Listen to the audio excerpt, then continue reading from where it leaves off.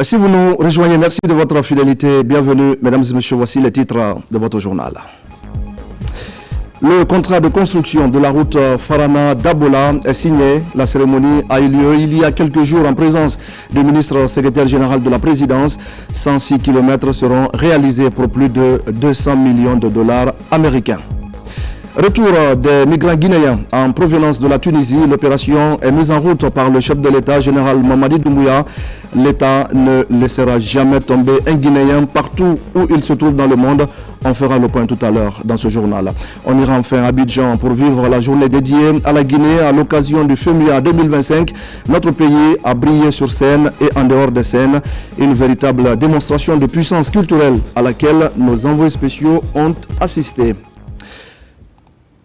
Voilà pour le sommaire. Bonsoir à tous. Le lundi 14 avril 2025, la salle de réunion du Petit Palais a servi de cadre à la cérémonie de signature du contrat de construction de la route Farana-Dabola.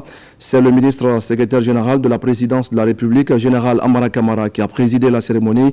Cette route longue de 106 km sera réalisée par une entreprise espagnole pour un montant total de plus de 200 millions de dollars américains.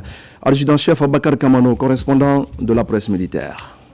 Et de sa vision pour une Guinée rayonnante, la volonté manifeste du chef de l'État, le général Mamadi Doumbouya, de doter la République de Guinée de réseaux routiers conformes aux normes standards, se matérialise de plus en plus au profit du peuple souverain de Guinée. Cette dynamique imprimée par le chef de l'État se renforce, consolidant davantage les relations diplomatiques de la République de Guinée à l'échelle mondiale, conformément au troisième pilier du programme Simandou 2040, à savoir infrastructure, transport et technologie. Ce département stratégique poursuit ses grandes actions de construction et de réhabilitation des voiries urbaines ainsi que des routes nationales du pays. Ainsi, ce lundi 14 avril 2025, le contrat pour la construction de la route Dabola-Farana a été signé avec une entreprise espagnole. Un montant de 200 millions de dollars américains sera investi pour la réalisation des travaux de cette route longue de plus de 100 km qui n'a jamais connu de bitumage. Aujourd'hui, c'est une journée importante pour l'Espagne, ici en Guinée. Il y a une année, quand j'étais au palais de Mohamed V, on était avec monsieur le chef de cabinet et monsieur le secrétaire général, quand je présentais mes lettres de créance à monsieur le président de la République, on avait évoqué la volonté de l'Espagne de donner un nouveau souffle aux relations, surtout aussi dans le domaine économique. On a eu une relation depuis 2007 qu'on a ouvert l'ambassade qui était basée beaucoup dans le domaine migratoire. Mais on ne voulait pas se limiter à ça. On voulait accompagner aussi la Guinée dans son développement, bien sûr dans le domaine économique avec la présence de nos entreprises. Et le projet de Propaf, c'était l'un des projets, disons, les plus importants pour l'Espagne. C'est pour cela qu'aujourd'hui, c'est une journée importante pour nous. Ce contrat vient s'ajouter à une longue liste d'accords déjà signés, exécutés ou en cours d'exécution par l'actuelle équipe dirigeante du département en charge des infrastructures et des travaux publics.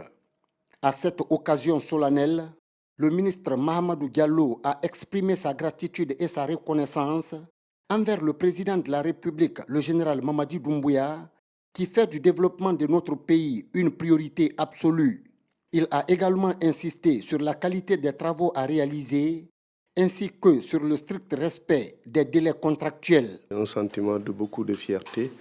Aujourd'hui, c'est Dabola Farana qu'on vient de signer, mais je pense qu'il y a quelques semaines, c'est bien de rappeler à l'opinion publique que les gens se souviennent. On a signé ici Bissé Klima Dingirai, on a signé Mamou Farana, on a signé Mamou Labé, on a signé Boké Gawal, on a signé Kankan Kissidougou et aujourd'hui Farana Dabola. Donc c'est un total aujourd'hui d'environ 1000 km. Je pense que c'est une grande première dans l'histoire de la Guinée. On s'est engagé sur 1000 km avec des financements différents, structurants, avec des partenaires techniques et financiers qui font confiance à la Guinée. Donc je pense que tout ça, c'est à mettre à l'actif et remercier le leadership du général Mamadi Doumbouya, le président de la République, dans ses grandes ambitions qu'on est en train de matérialiser aujourd'hui. C'est un gros projet sur lequel on se réjouit. C'est 106 km pour 203 millions d'euros. C'est des projets qui viendront soulager nos populations. Et tout ça, ça concourt à la vision 2040 de Simandou. Présidé par le ministre secrétaire général de la présidence de la République, le général Amara Kamara, La cérémonie a été rehaussée par la présence d'éminentes personnalités. Parmi elles figuraient le ministre directeur du cabinet de la présidence de la République, Djiba Diakité, des membres du gouvernement, des cadres de l'administration publique guinéenne, ainsi que des représentants de la délégation de l'ambassade d'Espagne. La vision du chef de l'État, c'est de permettre de doter la Guinée d'infrastructures. Et depuis, il est en train de délivrer, mais beaucoup plus les semaines précédentes. Pourquoi spécifiquement les semaines précédentes? Un projet de route, ça demande des études. Et c'est quand les études sont finalisées, les procédures administratives sont finalisées, que des signatures se font. Et donc, il y a eu du travail acharné, abattu par l'ensemble des équipes des départements ministériels concernés. Et c'est ce qui nous permet encore une fois ce soir de nous retrouver. Dès la signature de ce contrat, on verra, comme pour les autres contrats déjà signés, à ce que les travaux se fassent dans les règles de l'art, conformément au cahier des charges. En plus des cahiers des charges, le respect des délais contractuels. Nous voulons des routes de bonne qualité, faites aussi à temps. Nous y veillerons. Et l'approche aujourd'hui que nous voulons saluer, c'est aussi l'approche d'une coopération qui est en train de donner ses fruits. La mise en œuvre de ce projet historique inscrit dans le cadre du programme Simandou 2040 contribuera à améliorer le trafic et les réseaux routiers en République de Guinée, tout en facilitant l'interconnexion des villes et localités du pays. Dans l'actualité encore, après le coup d'envoi de l'opération d'enrôlement biométrique pour 45 jours, les autorités du ministère de l'administration du territoire et de la décentralisation veulent aller vite et bien. Et pour réussir l'ensemble du processus, les associations de presse et organisations de la société civile sont mises à contribution. Objectif, renforcer le rôle de ces structures dans la mobilisation sociale autour de ce recensement biométrique. Amadou Touré, Abdul Razak Souma. Après le lancement officiel du recensement biométrique, le ministère de l'administration du territoire et de la décentralisation veut aller vite et bien pour tenir la date du 21 septembre prévue pour le référendum constitutionnel. Pour y arriver, le département implique les organisations de la société civile et les associations de presse. Objectif, sensibiliser et mobiliser les populations pour une forte adhésion à l'enrôlement biométrique prévu pour 45 jours à compter de la date de son lancement. Ce recensement n'est pas comme les autres recensements. C'est pourquoi nous avons fait une mobilisation sociale. Toutes les plateformes de la société civile sont mobilisées. Et aujourd'hui, nous sommes venus pour leur donner leurs différents chèques du trésor public pour les permettre de descendre à l'intérieur du pays. Cette cérémonie de remise des chèques à ces organisations concernées est une autre étape pour atteindre cet objectif de bonne organisation des échéances électorales. C'est un acte qui marque l'inclusion du processus déclenché à travers le général Mamadi Doumbouya, qui voudrait que tous les acteurs du pays jouent leur rôle dans le processus électoral. Il était important de mettre en place un certain nombre de procédés permettant justement au ministère de l'administration du territoire d'avoir un accès direct aux populations à travers nos différents canaux, à travers les radios et les télévisions établis sur l'ensemble du territoire. Pendant 1 mois et demi, plus de 6 000 équipes auront pour tâche l'enrôlement de tous les Guinéens âgés de 10 ans et plus afin d'établir le registre national des personnes physiques, le RNPP, d'une part, et de l'autre, mettre en place le fichier électoral biométrique fiable et ces structures sont appelées à jouer un rôle central dans l'accomplissement de cette mission. Voilà, le recensement biométrique des Guinéens dont on parle va donc s'étendre du 15 avril au 30 mai 2025 dans toutes les communes du pays et du 30 avril au 20 mai dans les ambassades et consulats. On en parle d'ailleurs avec notre invité sur ce plateau. Bonsoir à vous, monsieur Mohamed Siké Camara. Bonsoir. Merci d'avoir accepté notre invitation. Vous êtes le secrétaire général du ministère de l'administration du territoire et de la décentralisation. Première question en deux, monsieur Camara. En quoi consiste ce recensement biométrique et surtout quelle est son importance? Merci pour l'invitation, M. Camara. Et effectivement, comme vous le savez, le CNRD, dans sa vision de refondation de l'État et de rectification institutionnelle s'est fixé dès le départ comme mission la réforme de l'État et la modernisation du système de l'État civil à travers la création du programme national de recensement administratif à vocation d'État civil. Le recensement que nous entamons aujourd'hui a pour objectif la mise en place d'un système d'état civil et d'identification des personnes physiques fiables. Allez, M. Camara, vous le permettez, dans un instant, nous allons revenir à vous pour continuer justement cet entretien. On a un problème de son. On va vous proposer cet élément et juste après, on va revenir à notre invité. Et cet élément, c'est bien sûr le retour des migrants guinéens en provenance de la Tunisie. Je le disais tout à l'heure, l'opération a repris hier avec l'arrivée d'une centaine de jeunes, de femmes et d'enfants. L'histoire derrière cette reprise est particulièrement touchante. C'est le président de la République qui a demandé de remettre le cap sur la Tunisie. Explication, Marie-Angélique Bangoura. Cette opération de rapatriement a une saveur particulière. Elle marque la reprise du pont aérien établi en faveur des compatriotes en détresse en Tunisie. Leur cri de cœur, exprimé dans des vidéos relayées sur les réseaux sociaux, est parvenu au président de la République, le général Mamadi Doumbouya. Le chef de l'État a alors donné des instructions fermes pour leur retour au bercail. Ce qui s'est passé, j'étais en mission et mon témoin est à côté de moi ici, le conseiller en communication, M. Alia Kamara. Il est à côté de moi. Dès que je suis descendu de l'avion à Casablanca, il était 6 h du matin en Guinée. 6 h du matin. Le premier appel que j'ai reçu, c'était celui du chef de l'État, le général Mamadi Doumbouya. Qu'est-ce qu'il m'a dit? Je le répète sous serment. Il m'a dit, mais monsieur le ministre, j'ai trouvé des migrants en Tunisie. J'en ai trouvé. Allez les chercher. Il dit qu'il vous a trouvé, le président. C'est lui qui vous a cherché sur le net. Il vous a vu. Il m'a appelé pour me dire, allez les chercher, ramenez-les. Vous êtes ici aujourd'hui. C'est Mamadi Doumbouya.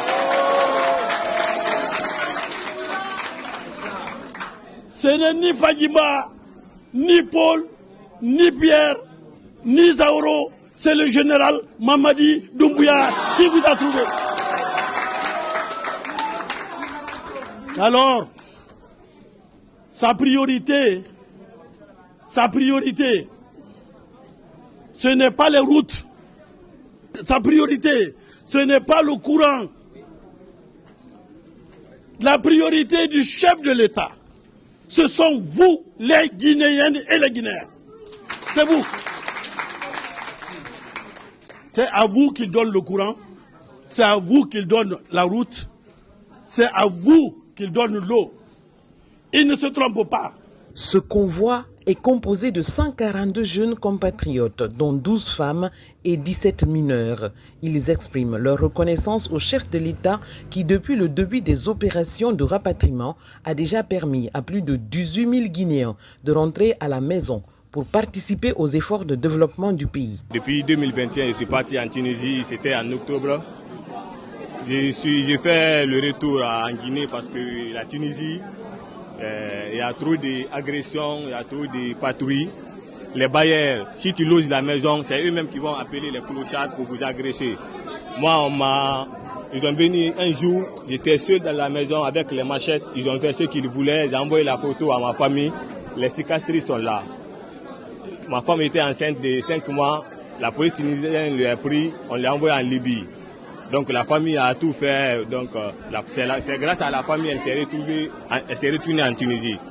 Après l'accouchement, 5 mois après, ils ont venu casser la porte, notre porte. Le bébé était avec moi comme ça, ils ont retiré le bébé, on m'a menotté, on nous a envoyé au milieu du désert, donc on a fait 3 jours sans manger ni boire, les Tunisiens, et puis ils ont violé les hommes là-bas, les mineurs qui étaient avec nous. Ça s'est passé devant nous. wongono courage fidam Mamadi Doumbouya ma kolo mana wal fe hera mina aventure ini mina aventure Mamadi Doumbouya ga wal kolo mane yat Guinée ma kolo ana wal fe la Guinée be yat donc wonga bela sa wonga Mamadi Doumbouya sarefi aga walira ana ganna ba fe Guinée be to dimme be forebe population birimba na ganna ba fe be ndena beto e amire moyen mune nyida e be mo stoma kianere ka vola ga musiga mu fora mu muno be l'idée. Cette opération de rapatriement va se poursuivre. Beaucoup de Guinéens sont encore coincés en Tunis.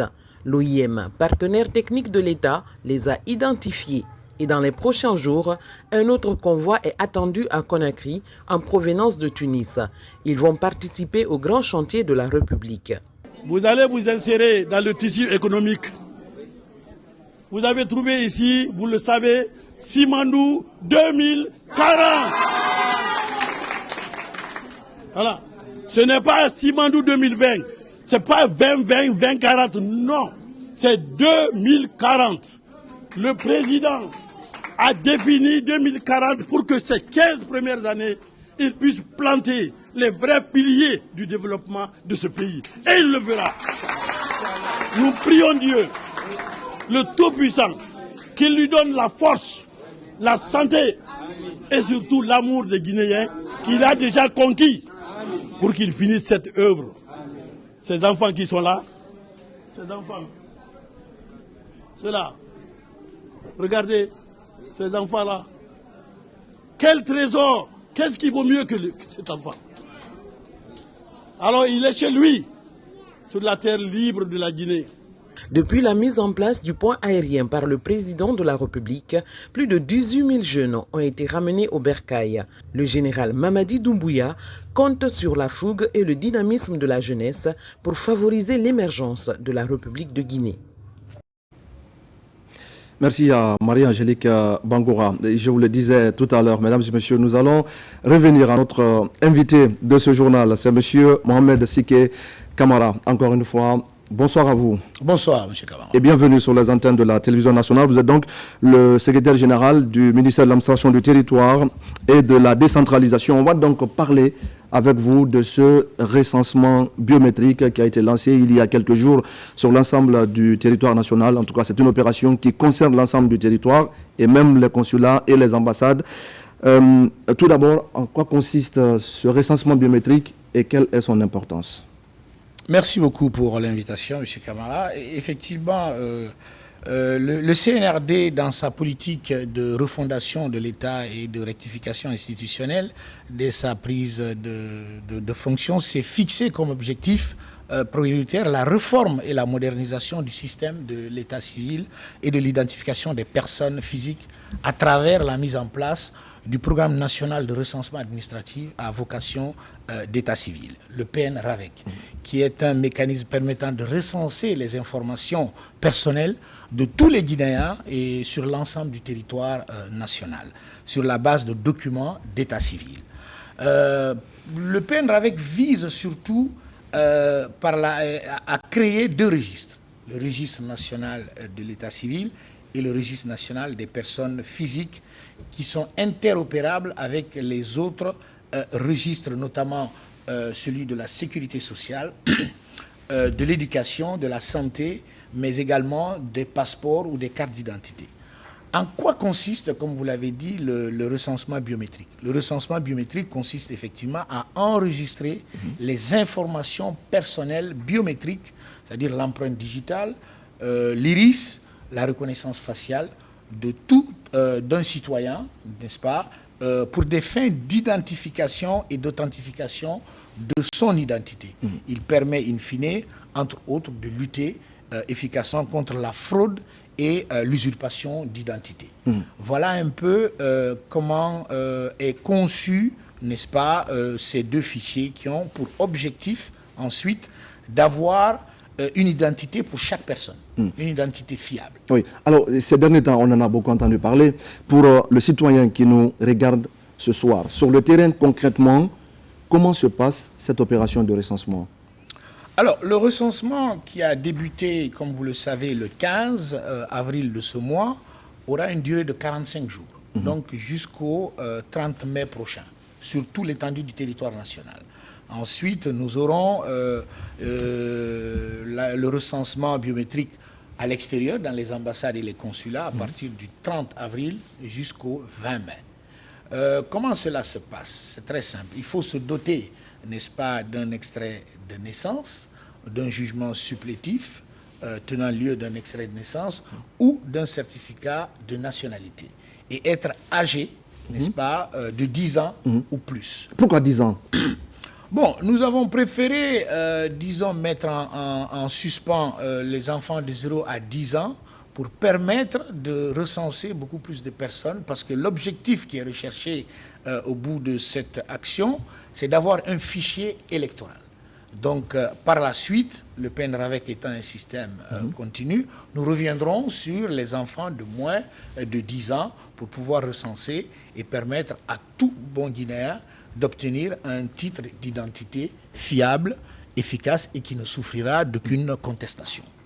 Alors, pour la réalisation de cette opération, sur le terrain, quels sont les organes qui sont chargés de la mise en œuvre de ce recensement biométrique? Bon, effectivement, c'est le ministère de l'administration du territoire et de la décentralisation qui a la charge, qui est l'acteur principal de mise en œuvre, mais à travers deux structures principales, le PNRAVEC, dont je viens de citer tout à l'heure, le Programme national de recensement administratif à vocation d'état civil, et la Direction nationale de l'administration des affaires politiques et de l'administration électorale, qui sont les deux structures en charge de la mise en œuvre de ce recensement biométrique, comme je l'ai dit, qui prendra 45 jours sur l'ensemble du territoire national. Ouais. Quelles sont les remontées dont vous disposez à date depuis le lancement de l'opération? Le recensement a débuté effectivement le 15 par les autorités et nous sommes actuellement dans un processus de déploiement du matériel, du kit, n'est-ce pas, sur l'ensemble du territoire national. Nous sommes dans un système de communication pour expliquer l'importance, n'est-ce pas, de ce recensement biométrique. Les remontées sont positives et nous avons 45 jours pour déployer tout le système que nous avons mis en place et nous espérons que d'ici là, tout sera mis en œuvre pour que les citoyens comprennent c'est quoi un recensement biométrique, quels sont les avantages liés à ce recensement et quels sont les désavantages quand un citoyen ne se recense pas. Puisque nous y sommes, rapidement, dites-nous, pour les citoyens, en quoi cette opération est importante, quels sont ses avantages et surtout, comme vous l'avez dit, qu'est-ce qui va se passer pour ce Guinéen qui raterait cette opération? Aujourd'hui, quand on est recensé biométriquement, on a un numéro d'identification personnelle, donc qui ne peut plus être modifié. On n'est plus face à la multiplication des documents frauduleux. On peut accéder, n'est-ce pas, aux infrastructures socio-économiques de base ou bénéficier des services sociaux de base. On peut avoir une identité unique, avoir une carte d'identité nationale qui est fiable, un passeport fiable et surtout pouvoir voter, n'est-ce pas, et choisir ses futurs dirigeants. Donc, à contrario, ceux qui n'auront pas la motivation d'aller se faire recenser ne bénéficieront pas de tous ces avantages dont je viens de citer.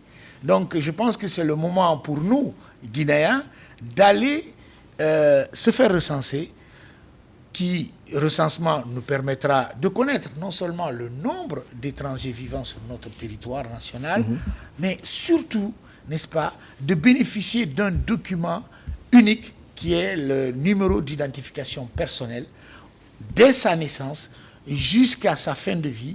Aucune modification ne pourra être apportée à son identité. Alors, M. Camara, on va terminer par le PNRAVEC, vous en avez parlé. Ce sont des éléments qui s'imbriquent, mais à la fin, lorsque ce recensement va prendre fin, quelle va être la suite pour le PNRAVEC? Le PNRAVEC continuera. Vous savez, les faits d'état civil ne s'arrêtent jamais. De la naissance jusqu'à la mort, nous avons plusieurs faits d'état civil qui se succèdent. Donc le PNRAVEC continuera, mais quand on aura un fichier électoral, il sera définitif.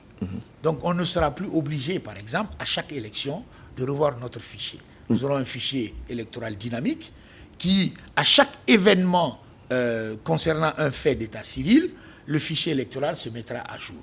Ça permettra d'avoir une maîtrise de notre démographie, d'avoir, n'est-ce pas, des données sur notre développement économique et de ne pas tout le temps être dans une dynamique de contestation des élections parce que nous aurons un fichier unique, pérenne et qui se mettra à jour à chaque fait d'état civil. Donc je pense que c'est une évolution institutionnelle mais numérique et digitale qu'il faut préciser et qui est à mettre à l'actif du président de la République, chef de l'État. Ouais. Nous allons vous dire merci, Monsieur Mohamed Siké Kamara, le secrétaire général du ministère de l'Administration du Territoire et de la Décentralisation, qui était donc l'invité ce soir de ce journal. Grand merci à vous, Monsieur Kamara. Je vous remercie, Monsieur Kamara.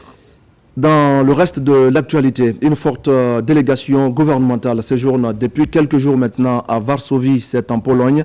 La mission conduite par le ministre du Plan et de la Coopération internationale est allée poser les jalons d'un repositionnement stratégique avec ce pays, troisième économie au sein de l'Union européenne.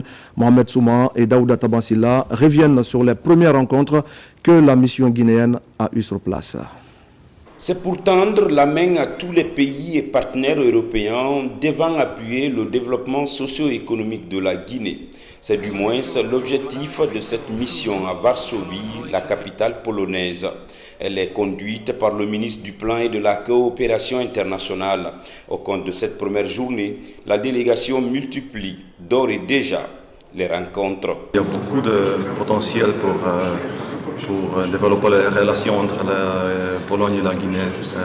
Je me remercie vraiment pour avoir venu aujourd'hui pour cette excellente rencontre. Éducation, agriculture, économie, finance. La Pologne a vraiment beaucoup de compétences dans ce domaine-là. Je pense qu'il y a beaucoup de potentiel pour développer ces relations. En Pologne, cette mission marque un tournant décisif dans la politique d'ouverture de la Guinée. Elle s'inscrit également dans la dynamique du programme Simandou 2040 qui fait de la diversification des partenariats et du développement du capital humain des piliers majeurs de transformation. On les a expliqué la vision du chef de l'État, le projet Simandou, le programme Simandou et d'autres projets catalyseurs de développement pour inciter les entreprises polonaises à venir en Guinée, pour concrétiser des projets. Mais ce qui est aussi important, c'est un membre influent de l'Union européenne. Donc le financement sera double des banques polonaises, mais aussi les banques de l'Union européenne. Donc, comme je l'ai dit tantôt, la Guinée en marche sous la vision éclairée du président de la République, le général Mamadi Doumbouya, mais aussi sous la direction du chef de gouvernement, M. Amadou Riba. Au compte de cette première journée de travail, le ministre Nabé et sa suite ont rencontré le directeur général de l'Agence polonaise du commerce et des investissements. Et dans le cadre du développement du capital humain, l'Institut national de statistique de Pologne accorde 50 bourses de formation au profit de jeunes Guinéens dans le cadre des statistiques. Je le disais tout à l'heure au sommaire, et nous allons parler de la 17e édition du Festival des musiques urbaines d'Anoumabo Abidjan. La Guinée s'impose et bat le record des pays invités à cette grande manifestation culturelle. Conférences, débats, défilés de mode et gastronomie guinéenne ont marqué la journée dédiée à notre pays. Une journée historique résumée par nos envoyés spéciaux à Abidjan, Mamadou Djoumaba et Ousmane Ba. FEMUA 17 jours 3 spécialement dédié à la Guinée. Une journée riche en couleurs et en activités.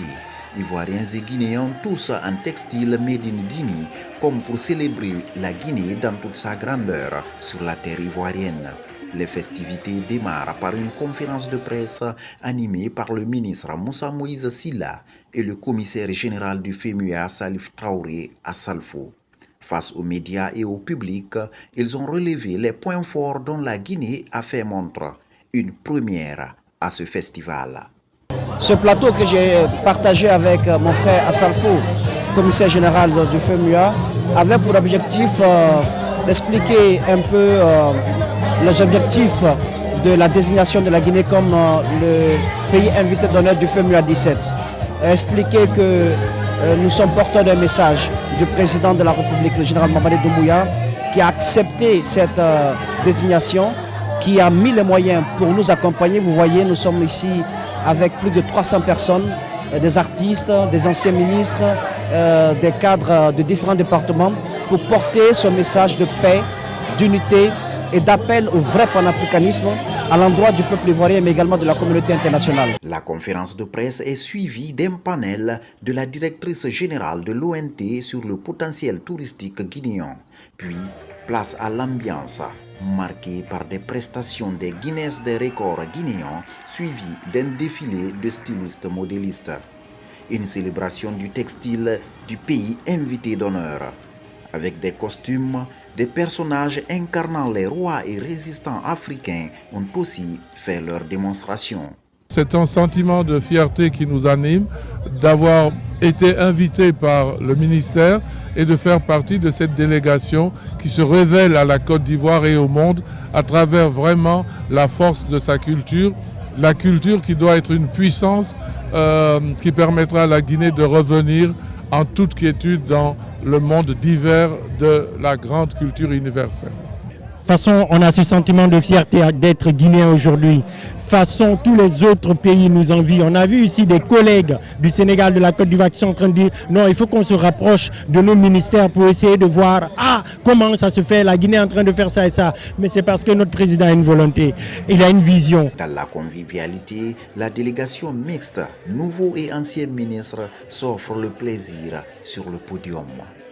Cette journée dédiée à la Guinée s'achève par la dégustation des mets de la gastronomie guinéenne dans toute sa diversité.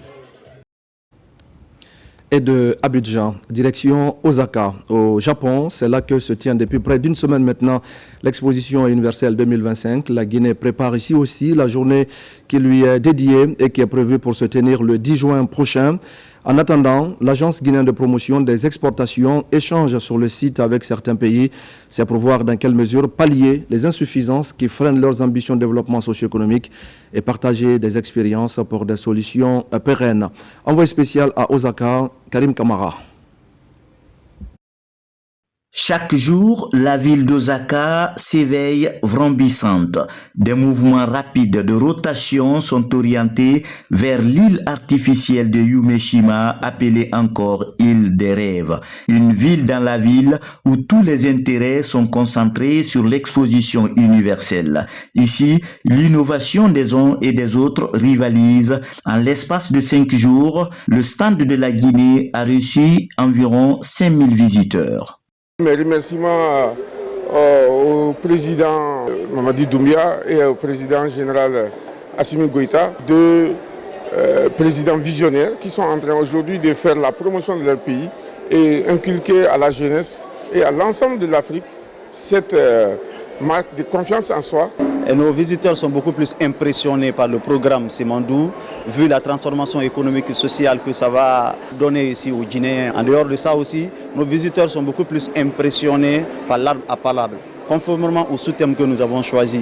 Dans la foulée, l'Agence guinéenne de promotion des exportations entreprend une démarche qui vise à explorer des pistes de futurs partenariats. Plusieurs stands sont visités et les échanges d'expériences portent sur des sujets comme l'agriculture, l'environnement à travers la protection des ressources naturelles ou encore le tourisme. Il fallait quand même qu'on essaye de voir quels sont nos points de convergence et quels sont nos points de divergence. Déjà, la chance est que la plupart de ces pays visités aujourd'hui, on a les mêmes thèmes en fait. Nous sommes allés sur sauver des vies. Donc il fallait qu'on sache par exemple le Mali, sur quoi il se base pour sauver les vies. D'ores et déjà, la Guinée prépare sa journée nationale dans cette exposition. Par une visite guidée, la délégation guinéenne arrive dans la salle devant abriter les activités de cette journée ainsi que les autres salles connexes, notamment celle technique pour la vidéo, le son et la lumière. C'est une belle salle qui peut accueillir jusqu'à 500 personnes. Nous avons 3 écrans où nous pourrons diffuser les vidéos que nous voulons. Nous avons une grande scène où nous pourrons organiser un spectacle culturel. La salle répond parfaitement aux attentes de la Guinée. Dans l'exposition universelle d'Osaka, le 10 juin 2025 est la date prévue pour la journée dédiée à la Guinée, laquelle journée le ministère du Commerce, Industrie et PME déclinera l'agenda lié à tous ces programmes de transformation socio-économique, suivi de spectacles culturels. Retour en Guinée pour parler d'un anniversaire historique, celui du quotidien national Orea. Depuis 64 ans, en effet, ce journal accompagne l'histoire de la Guinée en tant qu'outil d'information et de formation citoyenne. Aujourd'hui, le quotidien national Orea connaît un nouvel essor avec la rénovation de son siège et sa transition vers des plateformes numériques. Plusieurs anciens collaborateurs sont honorés et des archives exposées à l'occasion de cet anniversaire. Fodé Alpha Camara. En 1958, sous le nom de Liberté, à la veille de l'indépendance guinéenne, le journal devenu Orea en 1961 a accompagné depuis 64 ans l'histoire du pays en tant qu'outil d'information et de formation citoyenne. À l'occasion de cet anniversaire marquant, une cérémonie commémorative a réuni cadres du ministère de l'Information, professionnels des médias et invités pour célébrer ce parcours. À 64 ans du journal Orea, ça mérite d'être fêté. C'est pourquoi le département s'est mobilisé pour donner à l'événement un éclat tout particulier. Je crois que vous avez suivi les différents discours et vous avez vu la joie de nos aînés, certains aussi qui nous ont quittés. Donc il était de notre devoir de venir participer à cette cérémonie et de témoigner notre reconnaissance à tous les grands rédacteurs qui se sont succédés, à tous les grands directeurs qui se sont succédés, parce que Orea était vraiment un modèle. Pour nous, cette fête, c'est une façon de dire aux uns et aux autres, continuez de nous faire confiance. On est un service de l'État guinéen et nous sommes là pour le peuple de Guinée. 64 ans, c'est beaucoup et je pense que la flamme continuera encore de brûler. Et aujourd'hui, avec cette nouvelle équipe, on est en train de dynamiser encore Orea. Aujourd'hui, vous avez Orea papier, vous avez les digitaux de Orea, vous avez Orea Internet. Aujourd'hui, nous faisons pratiquement tout ce qu'une télé peut faire. Lors de l'événement, les anciens collaborateurs ont été honorés pour le service rendu. Orea a été un grand journal dans l'Afrique. Et moi, je vous dis, j'étais invité partout, en France, en Belgique, en Corée, en Russie. Tous les grands journaux invitaient le journal Orea. Des archives historiques ont été exposées, retraçant l'évolution du journal depuis les années 1960. Une lecture du Saint-Coran a également été organisée pour rendre hommage aux pionniers et prier pour la paix. Et toutes nos excuses pour la qualité de ces images. Pendant ce temps, dans la capitale forestière à Zérékoré, les hommes de médias sont à l'école de la gestion des rumeurs. Cette formation vise à déconstruire les rumeurs et à favoriser la diffusion d'informations saines, surtout en cette période de transition en Guinée. Lancé Kamisoko. Journalisme sensible au conflit et la gestion des rumeurs, deux thèmes extrêmement importants dans la pacification de la cité, sur lesquels les hommes de médias de la Guinée forestière renforcent leurs capacités, bâties sur des activités de formation, d'information et de communication adaptées au contexte. Ce projet pose les bases d'une synergie d'action entre les acteurs. Invite vous est donc faite, les professionnels que vous êtes, pour impulser une action concertée et cohérente visant à déconstruire les rumeurs et à véhiculer les bonnes informations dans un élan patriotique et au regard des enjeux électoraux qui s'annoncent. Cette formation va permettre aux journalistes de savoir comment se comporter lorsqu'il y a une crise, un conflit qui éclate. Et c'est pour cela que nous allons parler de l'éthique ou du journalisme en situation de conflit. Financée par l'ambassade des États-Unis en Guinée, cette initiative conduite par Tolkim Drum Sidio couvre les préfectures de Kissidougou, Gekedou, Massanta, Zérékoré, Beila et Lola pour une durée de 12 mois. Ce projet intitulé Nani Nani, mis en œuvre par Tolkim Drum Studio et l'organisation internationale ELVA, vise à soutenir la gestion des rumeurs, la diffusion des informations fiables et le renforcement de la cohésion sociale en Guinée. Au nom de M. le gouverneur de la région de Zérékoré et à mon nom propre, mes sincères remerciements à l'ambassade des États-Unis pour son appui constant à la promotion de la paix, de la liberté d'expression et du professionnalisme des médias dans notre pays. Dans un contexte guinéen marqué par l'avènement des échéances électorales, il est donc important de rappeler aux hommes de médias le rôle qui leur est dévolu dans l'établissement d'une cité pacifique.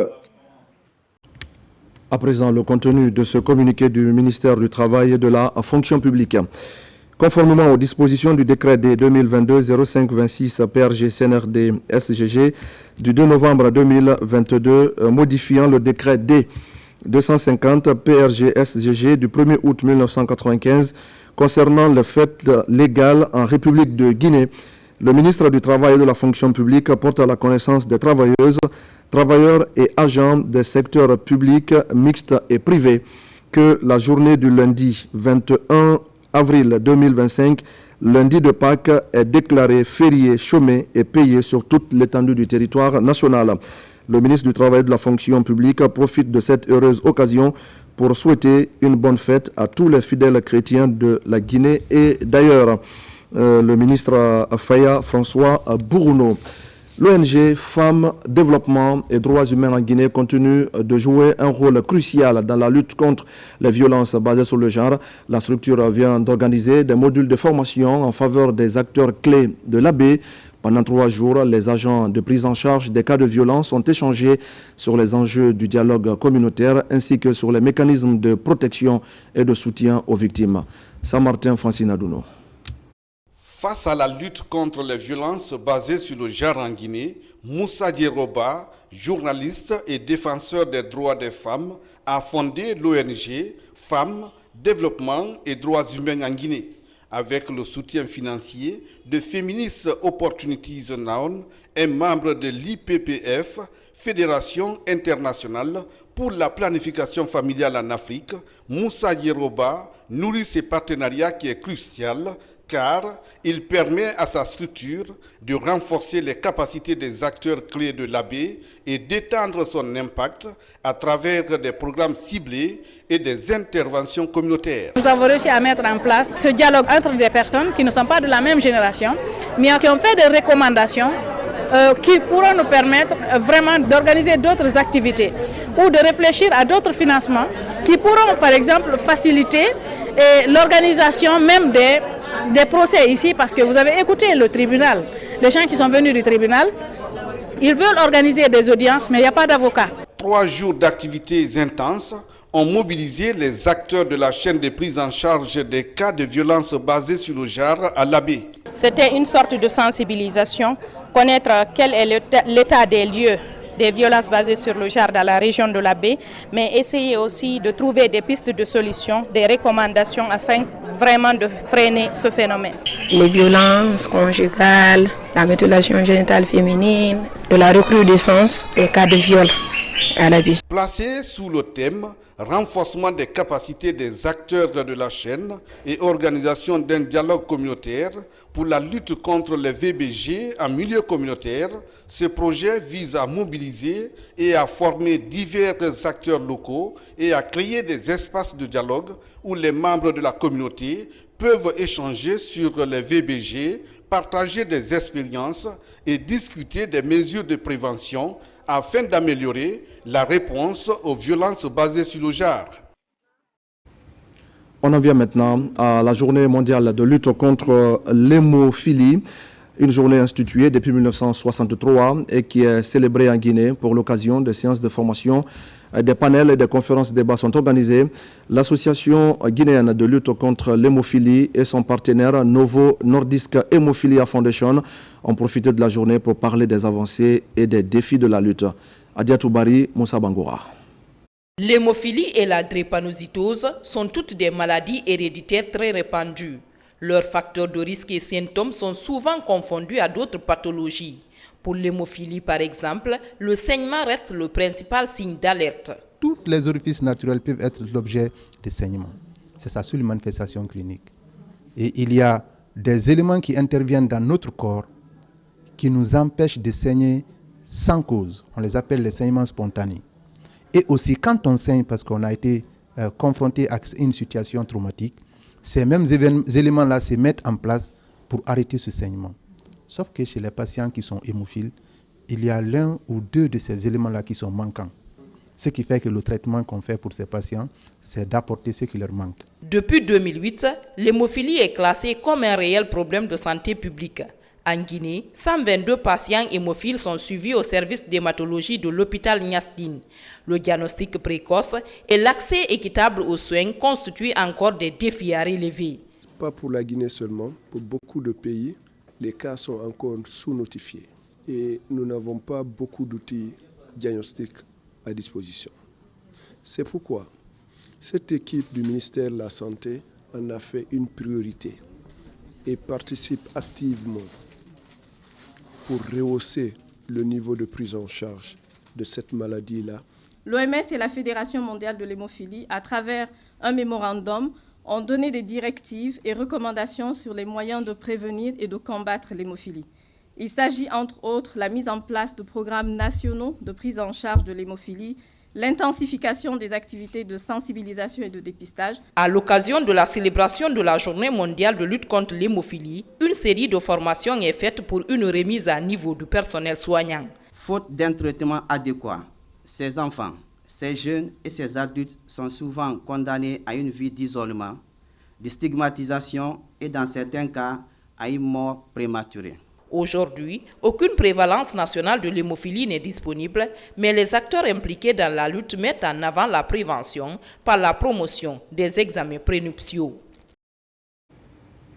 Et puis, un médecin nord-coréen vient de tomber dans les filets du Comité technique national de lutte contre les pratiques médicales et paramédicales illégales. Selon nos informations, le médecin exerçait frauduleusement depuis 2023. Ces locaux, situés dans la commune de Matam, ont été donc fermés et l'auteur conduit à la gendarmerie. Terno Maroufba, Mohamed Mpati Kamara. À la commune de Matam, dans leur mission d'identification et de fermeture des cliniques ne répondant pas aux normes, les inspecteurs du comité technique national tombent sur un nouveau cas. Dans cet immeuble, un médecin nord-coréen pratique des activités médicales sans aucune certification et de surcroît dans un local non approprié. Après le tour dans les différentes salles, la décision ne tarde pas. Les locaux sont scellés par la gendarmerie nationale. Il s'agit donc d'une question assez spécifique qui mérite une attention particulière et qui devrait servir d'ailleurs d'occasion pour attirer l'attention de nos chers citoyens afin qu'ils prêtent attention à leur propre niveau aux personnes qu'ils consultent pour les problèmes de santé. Lorsque vous avez en face des sujets étrangers, il est extrêmement important de vous rassurer que ces personnes sont en train d'évoluer dans des conditions légales. Au-delà des installations de cette clinique, les inspecteurs découvrent une autre réalité. Dans l'une des salles servant de chambre à coucher, une armoire remplie de médicaments. Des faux médicaments qui ne sont plus aptes à la consommation. C'est beaucoup de détails que nous avons retrouvés dans cette structure, en partant de produits suspects d'être des faux médicaments, jusqu'à la présence de produits dont la date de péremption est expirée. Rien ne nous rassure que ces produits n'étaient pas destinés à être administrés à des citoyens guinéens. Donc pour notre part, en tant que ministère de la Santé, la mesure qui s'impose, c'est la fermeture. Pour des fins d'enquête sur la présence de ce médecin nord-coréen exerçant frauduleusement la profession médicale sur le sol guinéen, il est mis à la disposition de la direction des investigations judiciaires de la gendarmerie nationale. Au même moment, la problématique liée à l'insalubrité préoccupe plus que jamais les autorités communales de Matoto. Hier, les conseillers de la mairie et les responsables des 13 quartiers de la commune se sont retrouvés pour évaluer la situation. La rencontre aboutit à une série de décisions qui visent à débarrasser les quartiers de leurs ordures avant les grandes pluies. Mohamedou Saliouba commente les images de Ousmane Kamara. L'amélioration de la gestion des finances publiques est une priorité de l'État guinéen.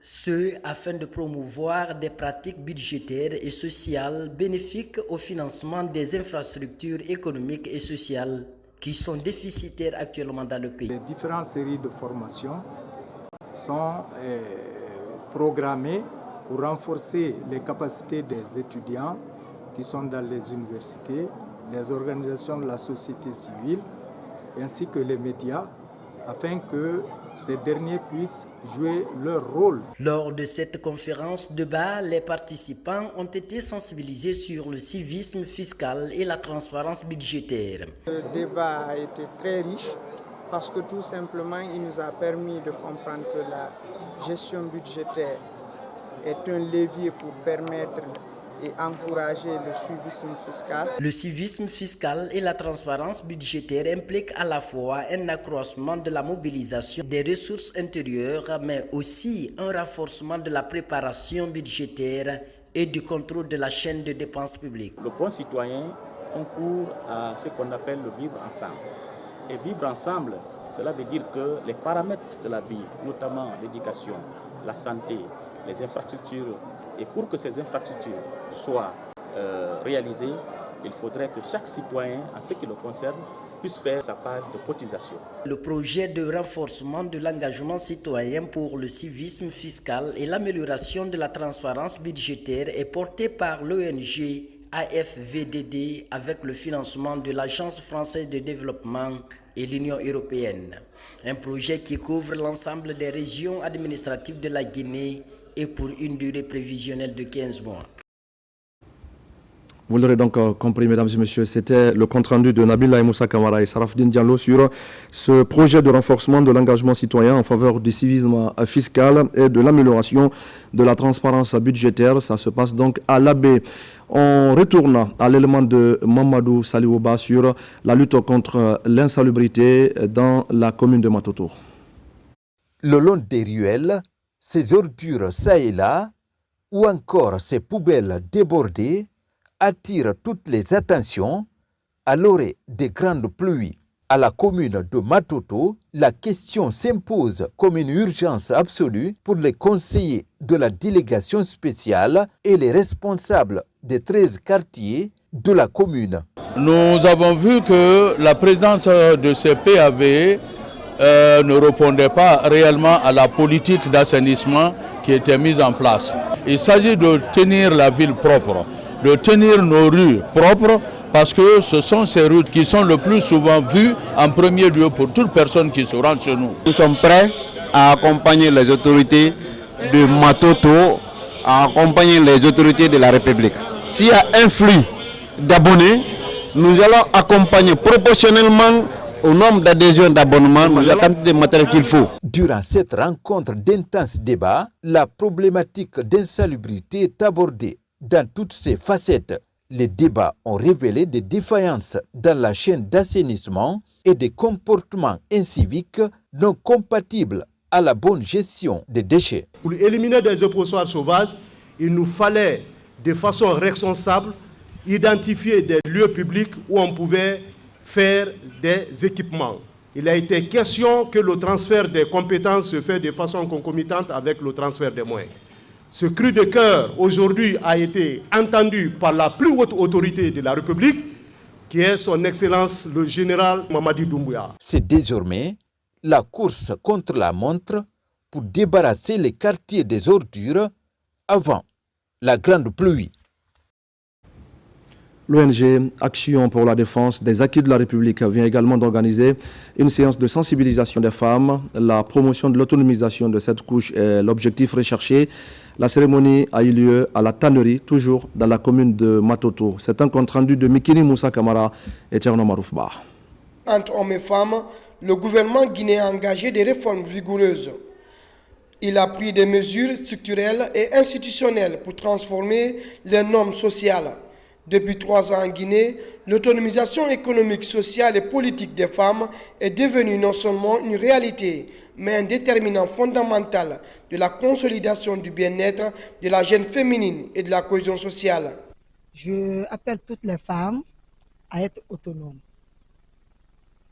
Si vous voyez aujourd'hui, j'ai décidé de faire la formation sur l'entrepreneuriat féminin.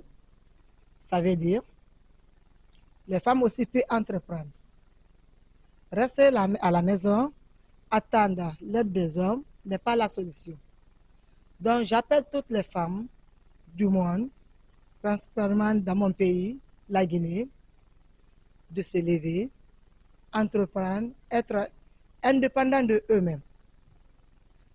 C'est dans cette lancée qu'on a une fois organisé un mouvement d'assainissement dans lequel on a motivé les femmes du marché, qui sont généralement des femmes analphabètes, pour qu'elles soient avec nous et à long terme les initier à des activités qui vont les permettre d'être autonomes. La structure décide de renforcer les capacités socio-économiques des femmes à travers la formation de plusieurs d'entre elles à la gestion financière, coopérative et au leadership. Il est extrêmement important que l'estime de soi soit renforcée d'abord chez les femmes. Et ensuite, qu'elles comprennent c'est quoi l'entrepreneuriat féminin. Il y en a qui pensent, entre guillemets, que l'entrepreneuriat, c'est seulement avoir une grande société de renommée internationale. En outre, plusieurs groupements féminins de la capitale ont reçu des cours d'alphabétisation afin de promouvoir l'émancipation et le droit de la dite couche.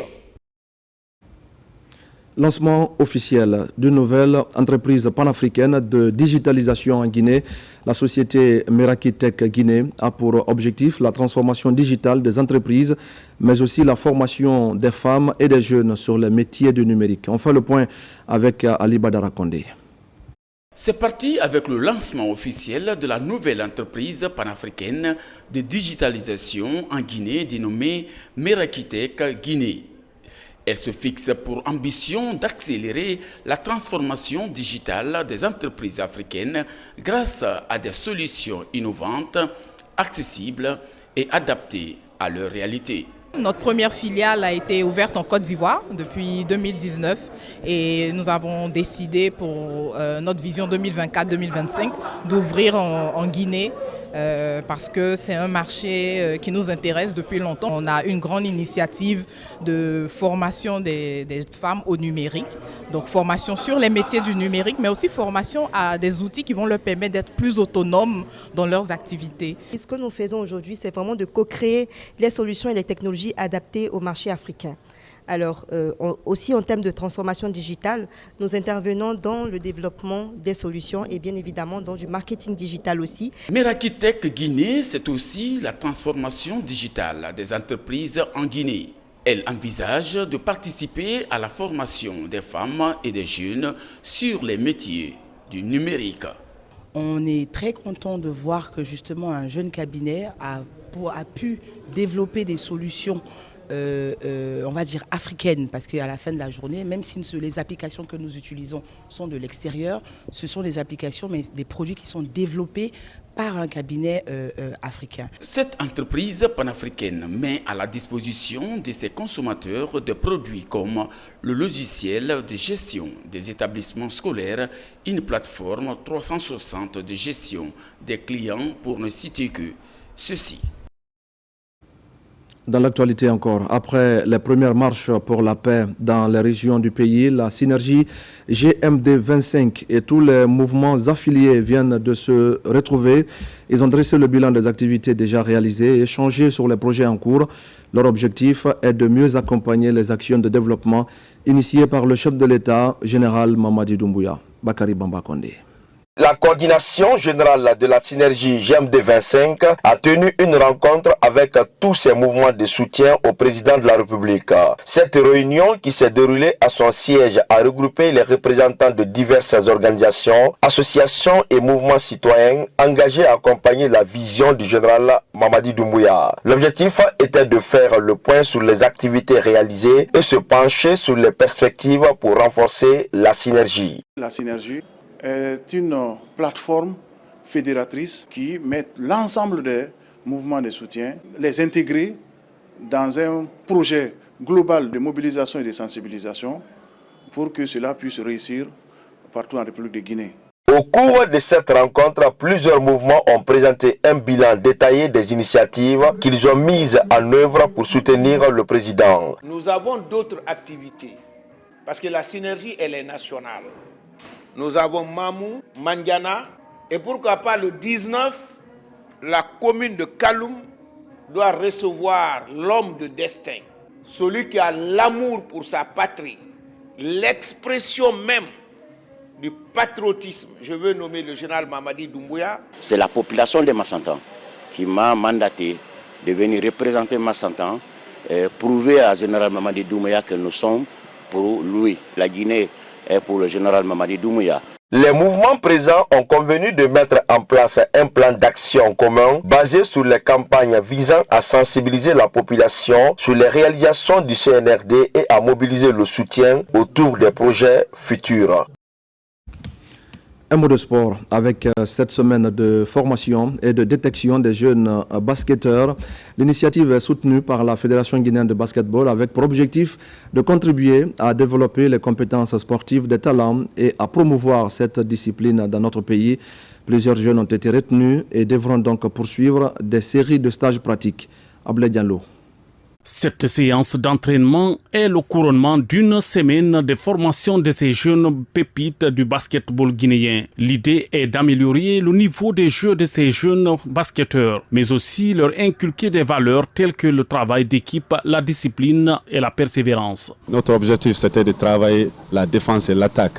Donc nous avons travaillé l'attaque, c'était comment espacer le terrain. C'est pour cela que vous voyez sur le terrain, il y a des calls là, en bleu là. Comment espacer, les apprendre, comment être patiente, comment se bouger sans ballon, comment passer, jouer en équipe. En défense, nous avons travaillé comment rétrécir le terrain, comment aider, on appelle ça 70-100. Cette démonstration de ces jeunes joueurs est l'illustration parfaite de l'impact positif des programmes développés au cours de ce partage d'expériences entre les professionnels et les locaux. J'ai appris assez de trucs, par exemple comme l'occupation du terrain et ne pas se presser quand tu as le ballon. J'ai appris plein de trucs, le mindset, tu te places très bien, la tête posée. L'initiative organisée par le président du club, vraiment c'est salutaire. Donc la Fédération guinéenne de basketball est très ravie, très content du club. En collaboration avec la Fédération guinéenne de basketball, cette initiative de Jorfov Club Basketball contribue à développer des compétences sportives de ces jeunes talents. On a d'autres projets futurs avec d'autres partenaires. Pourquoi ne pas aller vers la construction d'une école de basketball en Guinée, qui sera une première au niveau de la sous-région. Nous, notre vision est basée sur l'international. À l'issue de plusieurs jours d'activité, 20 jeunes basketteurs sont sélectionnés pour cette année et 9 pour l'année prochaine. Ils devraient poursuivre des séries de stages pratiques ici pour certains et aux États-Unis d'Amérique pour d'autres. Et voilà, mesdames et messieurs, c'est la fin de ce journal. Merci à tous de l'avoir suivi. Je vous retrouve demain pour d'autres actualités de l'année, notre paradis terre de richesse et d'innovation. Je vous souhaite à tous de passer une belle soirée en compagnie de nos programmes.